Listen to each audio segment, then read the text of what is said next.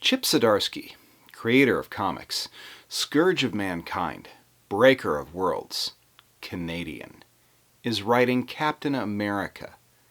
Fresh off of his Batman run, he's jumping back into Marvel with Valerio Schiti on a character that he's frankly written a pretty definitive story for before.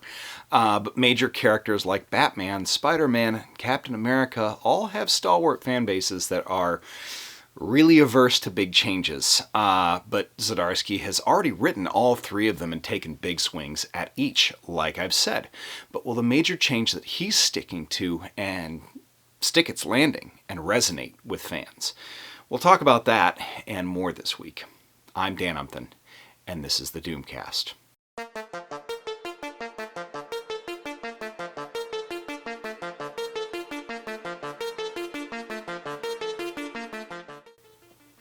First off, do me a favor, hit subscribe and the bell. I make about one of these a week. They are all great, so please don't miss even one. Chip Zdarsky is Canadian, but unquestionably one of the best living comic creators right now. I don't know how I can sit here and denigrate Canada either. Anyway, Chip's list is strong. Stillwater, Public Domain, Time Waits, Kaptara, the Black Sand Tales, and that's just a fraction of his creator-owned stuff, aside from Howard the Duck, Daredevil, Spectacular Spider-Man, and of course Avengers Twilight as Batman as well. Avengers Twilight is pretty much the Gotterdammerung of the Avengers and Captain America specifically, and if you haven't availed yourself of it, it is truly incredible. It is probably one of the best self-contained Avengers stories in a long time. In fact, it's surprising on just how well he writes Captain America. So, off the bat, his decision to ratchet the timeline up on when Cap was actually unthawed is one that it makes sense, but it definitely took me aback. I trust it, but it hit me in the age like a pain in my lower back and knees. Cap getting unthawed post 9/11 is a lot for me to deal with, because remember, in Steve Englehart's run back in the 80s, Cap fought Lizard Ronald Reagan, and I was reading that when I was a child. So the idea of him being unthawed when I was 20 years old is a lot to deal with. Also, does it invalidate Lizard Ronald Reagan? To answer my own question, no. Lizard Ronald Reagan is, of course, canon in this universe and Marvel. Anyway, the idea of a new Captain America that isn't Sam or John Walker in the form of a post 9/11 runt like Dave Colton, who wants to serve his country so bad that he's willing to endure endless abuse in boot camp. That's not the craziest thing to happen in a Captain America book by a long shot, especially not recently. Turning into a wolf or getting transported to an alternate dimension controlled entirely by Arnim Zola, I'd say the latter is probably still the craziest thing that's ever happened in Cap, but I digress. Also, that run still fire, Rick Remender. Captain America has always been kept fresh by folks like Mark Waid or Steve Englehart or Rick Remender or whomever who have used Cap to sort of hold a mirror up to the America of its time.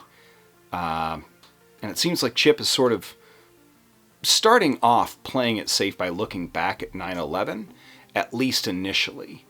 And that isn't a bad thing, because I understand that things are fraught in the United States right now, to say the least.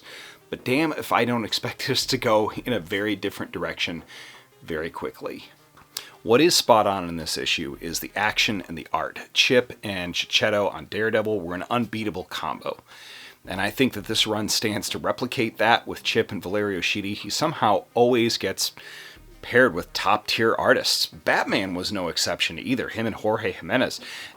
Anyway, Valerio very recently also penciled the most recent ASM with Joe Kelly, and his command of movement and energy through perspective created with pencils is honestly unmatched. I love Schiti's work, so this is a really solid, if safe, first issue from Chip and Valerio Schiti. I like them both. Like I said, big fans of both.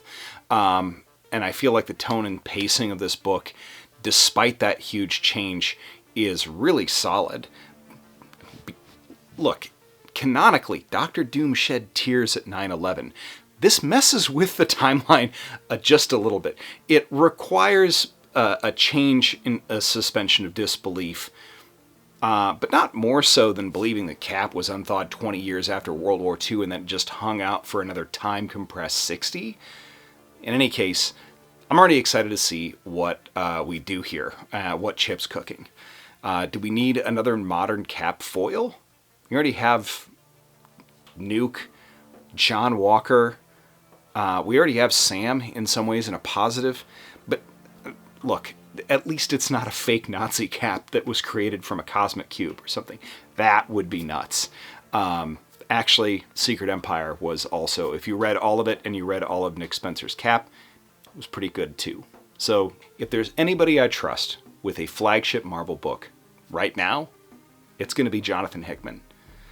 But if you can't get Jonathan Hickman on it, you should absolutely get Chip Zdarsky, because he's going to write something and it's going to come out on time and he'll finish the whole storyline.